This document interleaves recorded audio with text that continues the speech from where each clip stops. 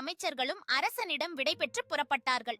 ஐவரும் வெவ்வேறு திரைகளில் பிரிந்தார்கள். ஓராண்டு கழிந்தது. 5 அமைச்சர்களும் நாடு திரும்பினார்கள். அவர்களை வரவேற்றான் அரசன். முதலாம் அமைச்சனை பார்த்து அனுபவங்களை சொல்லும். எனக்கு மருமகனாகவும் சோம்பேறியை எங்கே கண்டுபிடித்தீர் சொல்லும் என்று ஆர்வத்துடன் கேட்டான் அவன். அரசே, நான் பல நாடுகளுக்குச் சென்றேன். எத்தனையோ விந்தையான அனுபவங்கள் எனக்கு ஏற்பட்டன.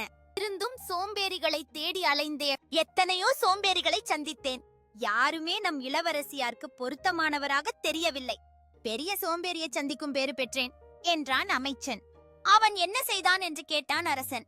அந்த சோம்பேறியை வழியில் சந்தித்தேன். அரசி, அவனுடைய ஒரு கால் சேற்றிலும் மற்றொரு கால் சாலையிலும் இருந்தது. அப்படியே நின்று கொண்டிருந்தான். நான் அவனை பார்த்து ஏன் இப்படி நிற்கிறாய் என்று கேட்டேன். 2 மாதமாக நான் இப்படித்தான் நின்று கொண்டிருக்கிறேன். சேற்றில் உள்ள காலை எடுக்க எனக்கு சோம்பலாக உள்ளது என்று பதில் தந்தான் அவன் என்றான் அமைச்சன்.